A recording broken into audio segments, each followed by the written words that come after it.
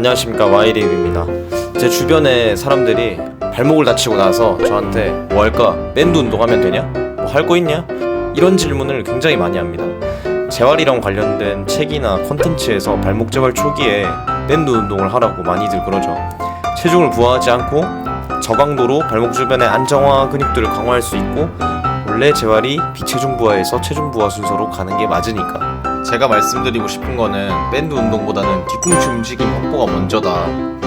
이유는 첫 번째, 발목 부상 후에 발목 가동성이 안 나오는 경우가 굉장히 많기 때문이고, 근데 발목의 가동성이라는 거는 뒤꿈치에서 나오기 때문입니다. 사진을 보시면은 발목이 움직이는 축이 전부 다 뒤꿈치에 있죠.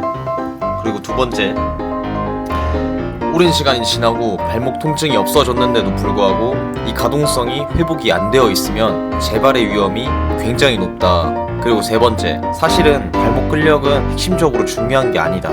자, 두 번째 이유를 추가적으로 설명을 드리면, 영상을 보시면 발목을 주로 삘 때 누가 이렇게 발로 까버리거나 아니면 혼자 착지를 하면서 결국에는 뒤꿈치가 바깥쪽으로 넘어가는데 그거를 조절을 못하게 되면 삐게 되는 거거든요. 근데 뒤꿈치를 못 움직이게 되면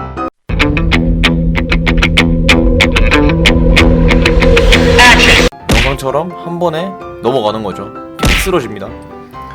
그렇다면은 과연 발목 힘을 극강으로 키우면은 착지 시에 흔들리는 거나 타인의 외력을 버틸 수 있을까요? 자, 우리 발목 힘을, 보통 사람들의 발목 힘을 한번 보면 등속성 검사했을 때 20대 남자가 평균적으로 내반 30.6Nm, 외반이 20.9Nm. 그러니까 이게 내반이고 이게 외반이거든요. 어떤 20대 남성이 왼쪽 발목을 바깥으로 삐어서 다쳤어. 근데 멀쩡한 쪽이 한 20Nm니까 부상 방지를 위해서 다쳤던 쪽을 30Nm로 키우자. 근력 검사에서 기존 근력의 50% 이상을 끌어올리는 거는 말이 안 됩니다, 여러분. 뭐 어찌저찌 해서 할 수도 있겠죠. 그래서 10Nm 증가시켜서 30Nm로 만들었다고 쳐요. 근데 발 뒤꿈치를 영상처럼 움직이지 않고서 그냥 발목 힘만으로 사람 대 사람의 외력이나 체중을 동반한 착지 시에 과연 잡아줄 수가 있을까요? 힘이 아무리 세도 조금이라도 밸런스가 무너지면 바로 넘어갈 수밖에 없죠. 그러면 앞에서 강조한 뒤꿈치 움직임이 제대로 나오는지 확인하려면 어떻게 해야 될까요? 자, 먼저 이렇게 앉아서 정강이는 일자로 놓고 발 바깥 날 쪽을 들고 안쪽 날 쪽을 들어봅니다. 그래서 멀쩡한 발과 비교했을 때 거울을 보고 똑같은지 확인을 하시고, 새끼발가락 들 때는 손가락 하나 정도 들어갈 틈이 있어야 됩니다. 아니 무슨 각도를 알려줘야 되는 거 아니냐, 이건 몇 도 이건 몇 도 이런 식으로. 근데 그거는 실질적으로 그다지 의미가 없습니다.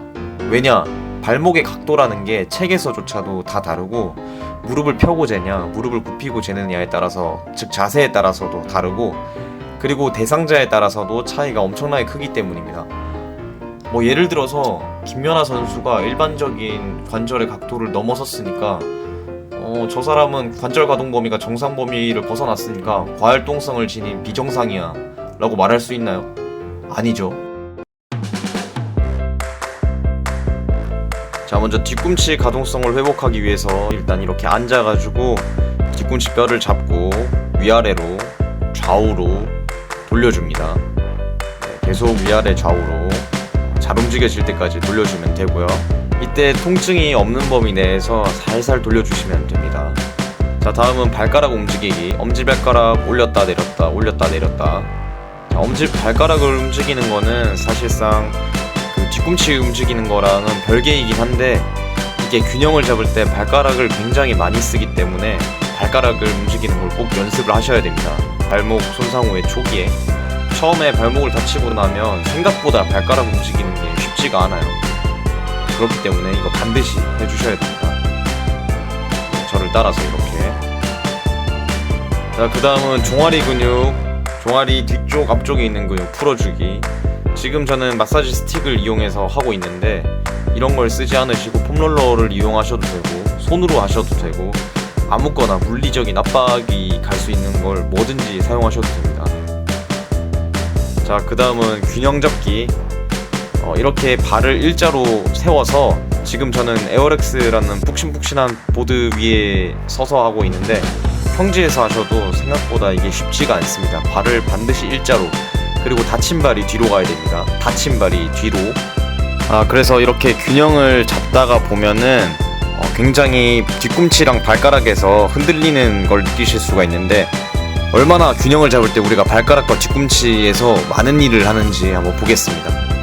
보시면은 발가락에서 계속 꼼지락거리면서 아까 했던 동작을 사용해서 균형을 잡는 거고요. 제가 일부러 움직이는 게 아니라 원래 균형 잡을 때 저렇게 씁니다.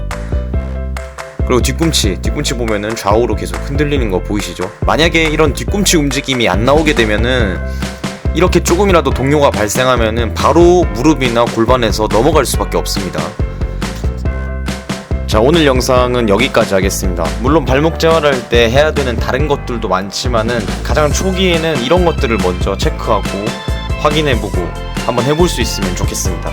궁금한 점 있으면 댓글 남겨주시면 제가 성심성의껏 답변해드리겠습니다. 감사합니다.